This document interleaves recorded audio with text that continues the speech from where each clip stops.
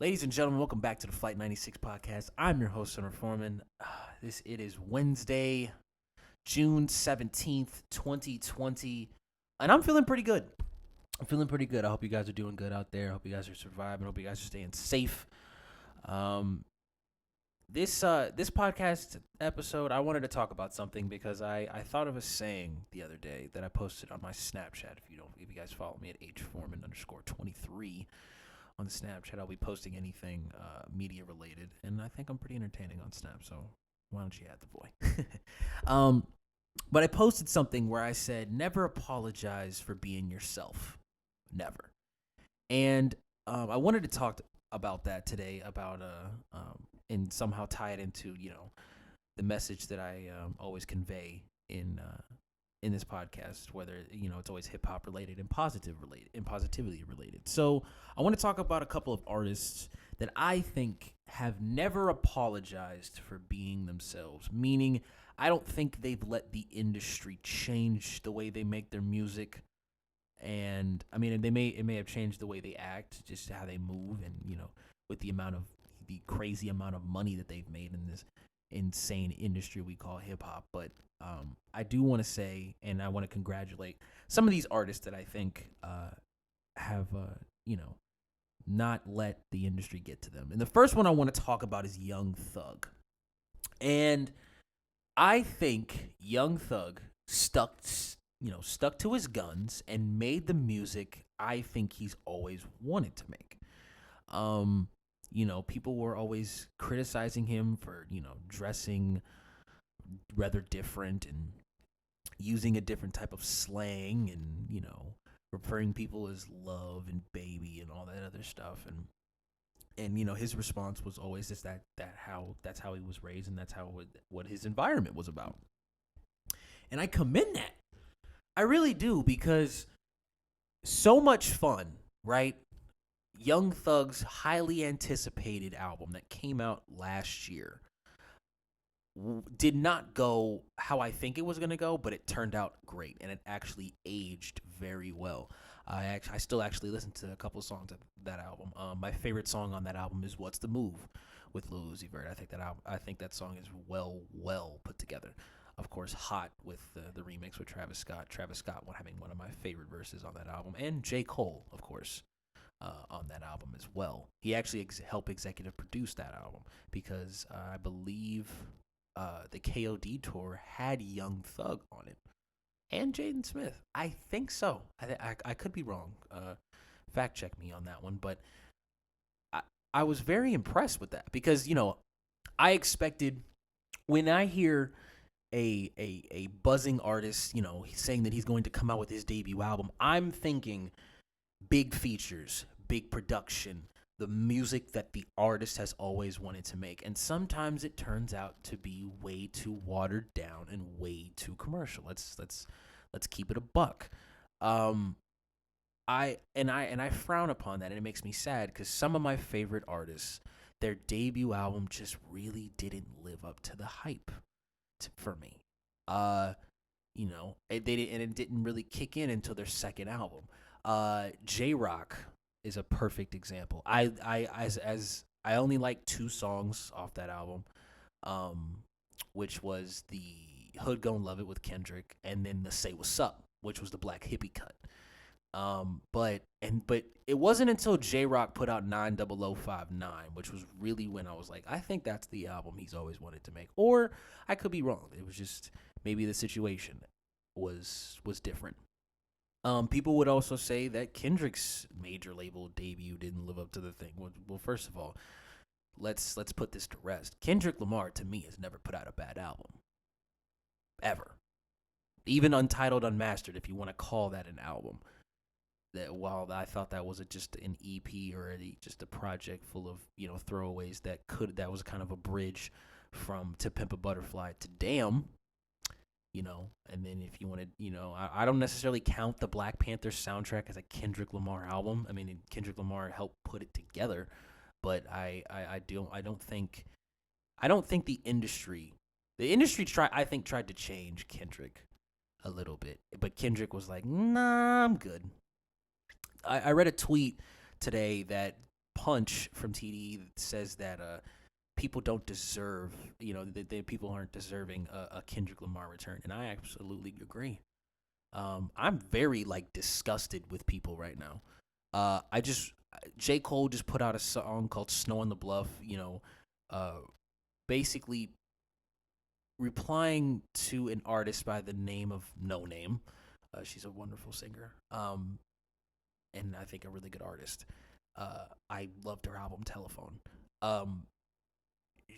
He replied with how artists should be speaking out more on what's going on in the world, and J. Cole responded in a track. And the fact that people are even saying and uttering the words "cancel J. Cole" makes me sick to my stomach. I know this is a very positive podcast, but I have to stand up for this. The fact that it's probably some of those same people who were saying "cancel J. Cole" were the same people who were ranting and raving when KOD came out and called J. Cole the God.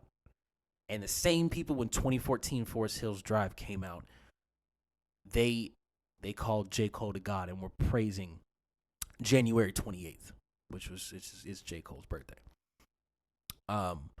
Speaking of 2014 Forest Hills Drive, I would like to send a special shout out to my good friend Paloma, who bought me the vinyl for this past Christmas. A very unexpected gift that I still use to this day.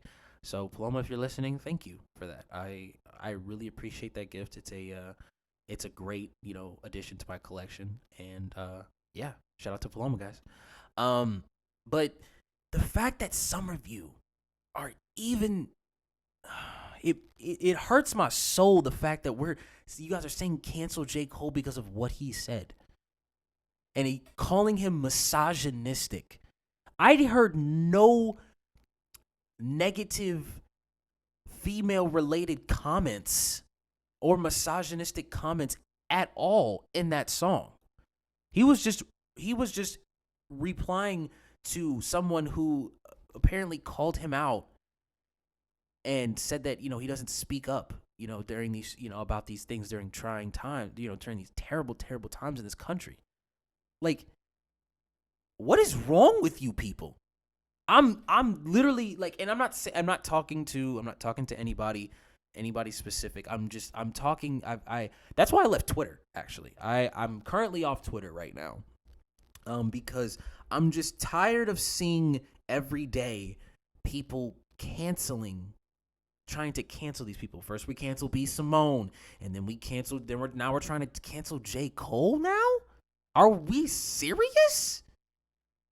J. Cole doesn't have to say anything. He was if anything, there was photos of him in the protests in North Carolina.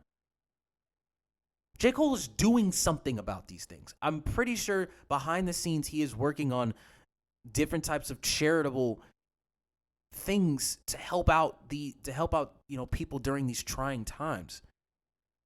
And the fact that people are begging for a Kendrick Lamar return. Leave Kendrick alone, man. Leave the artists alone and let them make them art in peace. I seriously think Kendrick is writing some very powerful stuff right now that we don't deserve right now. We don't deserve it. If I gotta wait another year for a Kendrick Lamar album, so be it. I can replay Damn for the 8th time. That's fine. I'm okay with that. I can go back to Pimp a Butterfly and replay the whole thing. It's still a lot of listen. You want to hear Kendrick talk about these issues? Go listen to Pimp a Butterfly, because every single song he mentions it. And hello, have you seen the album cover? Enough said. I'm disgusted right now. Because you're canceling J. Cole because he replied to an artist who said that he doesn't speak out during these things, during these trying times. Who made y'all the first of all, this whole cancel culture, this whole cancel thing, That shit is whack, bro. Very whack, and it's not cool. And in the words of my guy Young Sir, it's not approved, man. It's not approved at all, at all. Y'all should be ashamed of yourselves, trying to cancel a man who literally gave you everything. Some of the best quotes in hip hop came from J. Cole's discography. And now we're trying to cancel him because he replies to somebody on a single song that actually isn't that bad, and he just wanted to write. An artist like J. Cole, and that's what I love about him. When he writes something and he knows it comes from the heart, he immediately puts it out. Think about it. Like he writes everything from his heart. The verse on A Lot. The verse on Sacrifices on the Revenge the Dreamers 3 compilation, which got nominated for a freaking Grammy. Are you serious? I mean, and plus, the same year that 2014 Forest Hills Drive came out, I believe the same year To Pimp a Butterfly came out. The two, and y'all are still clamoring for the J. Cole and Kendrick Lamar. Y'all wonder why it's not gonna happen because of this shit. Because we live in such an instant gratification. In instant gratification time, it hurts me because I say, call me an old soul, call me bitter, call me whatever you want, but one thing I do not, and I may be millennial by factual definition or whatever you want to say, like, based on facts and when I was born. Yes, I'm a millennial, but I don't associate with a lot of people my age, actually, specifically and even younger than me. I may have a couple of friends that are younger than me, but like I can count them on probably one hand. Like what happened to if you have nothing nice to say, don't say anything at all? That's the main question. But I digress. Let's get back to the topic at hand. J. Cole is another one who I think never let the industry change him. Now, did I agree with some of the beat choices on Cole's The Sideline Story? Yes, especially Mr. Nice Watch. I don't like the beat on Mr. Nice Watch, but what happened? Born Sinner came out right after that. Then 2014 Forest Hills Drive came out right after that. Then For Your Eyes Only. Then KOD. The more these guys get a chance to give y'all music, the more of themselves they give you. And to those who don't appreciate that, don't listen to my podcast, and I don't want you as a fan. Period. If you can't separate your personal feelings from art, you are not a music fan. Period.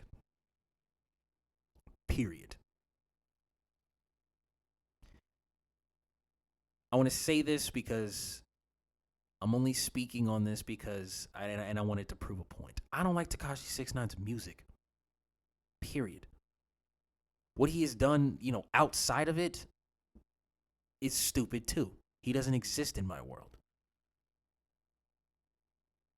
The only reason I said that, it was to make a point. I don't like his music. There's a lot of people there. I'm pretty sure there are people out there whose music I probably just don't like, and it's not my cup of tea, that are probably really cool people. I don't doubt that. That's because I know how to separate real life from music and understand and appreciate something that's good. Do I agree with some of the things that Joey Badass has said about Tupac and him being and all that stuff? No, I don't. But his music is still fantastic. He's still my favorite rapper. I don't care about, some of these celebrities' personal lives. I don't. Do I? I mean, I want. I mean, listen, if they're going through if they're in a bad mental headspace, by all means, take the time. Take the time to get your mind right. Me more, me more than anybody understands that. Take your time. If Kendrick wants to wait another year before he puts out an album because the climate right now is atrocious, because people want to cancel people right and left and try to harm people's livelihood. I mean, Doja Cat got completely bombarded with comments about her trying to come back. And she has a #1 hit for all you 18, 19, 16, 17-year-old girls and dudes making TikToks to her song. But yet you want to go on Twitter because of some probably comments that she's ashamed of and she has apologized for. But you want to say, no, you can't come back to Twitter. Like you run Twitter. Let me get off my soapbox. Let's get back to the topic at hand. Young Thug. I don't think the industry has changed him one bit. If you go back to I Came From Nothing 1, and you listen to everything in order, including the Gucci Mane collab mixtape, including the Future collab mixtape, anything that Young Thug has put out, if you listen to the progression, listen, keyword listen. Some of y'all don't just be listening. Y'all need to listen. You can hear the progression. You can hear that Young Thug has always wanted to make that kind of music. At least that's what I think. I think some rappers have let the industry change them. And it's also kind of been, but that doesn't mean it's a bad thing. I think Drake kind of let the rap industry change him a little bit, but it was actually for good, because he's given us, to me, almost every album of his has been a cult classic and has been something that has been remembered for quite some time. I mean, Take Care, Jesus. When Take Care came at the right time for everybody. When Take Care came out, that's my favorite Drake album, and to me, his best body of work. It won a Grammy. It was well put together. Every song had a special message behind it, and the production was top notch. Say what you want about The Weeknd and his contributions, but if you just step back and you just get rid of all the bullshit rumors and you just appreciate for what the music actually is, Take Care is a classic and is a timeless album that will live on and be etched in stone in hip-hop.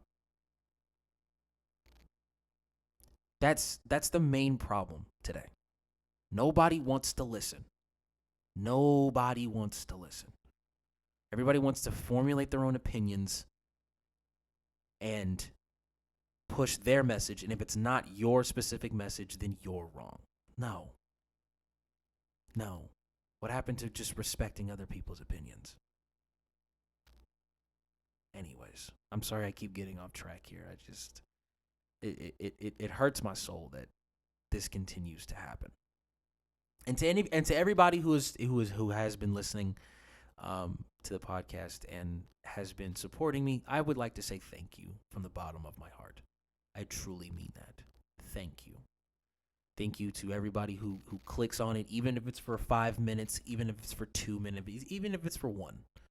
Or if you're still listening right now, I greatly thank you. Thank you for getting this far. There's a time and there's a place for comments that I've seen. And right now, in the climate that we are in, and in the terrible circumstances that we are still in right now, we need to be positive and be coming together instead of trying to cancel people. So please, for the sake of mankind and what is in for our futures, Stop the hate. Another artist that I think has not changed, has not let the music change him, I think is Lil Wayne. I think Lil Wayne has always been Lil Wayne, even when he was 14 years old. Even when he made pop songs with pop people, because I think that's what Lil Wayne wanted to do. Lil Wayne went and made only 6 dedication mixtapes. 6 of them. 7 actually, I think, if you want to count the Reloaded one. Yes. So 7 dedication mixtapes. For free. And that's not including Sorry for the Wait. And that's not including No Ceilings. That's not including The Drought 3. Arguably the greatest mixtape of all time. I mean, there's a couple of mixtapes who would like to argue with that, but this is not the time to argue that. Lil Wayne, I believe, has not let the industry change him. Now, has the industry tried to change him? Oh God, yes. I mean, we loyal Lil Wayne fans stood by his side when the whole Cash Money situation happened. And then when he came out with Carter 5, and then when he came out with Funeral, like it was like being drowned. I thought you thought you were drowning, and then all of a sudden a hand pulls you up, and it's all of your fans. That's why Lil Wayne loves his fans. And he always says, without y'all I ain't shit. And I'm not saying it in a bad way, but I think that's a true statement. That's a true statement. And I love artists like that who love their fans. I love it. And to those, artists who, if you guys are listening, to those artists who,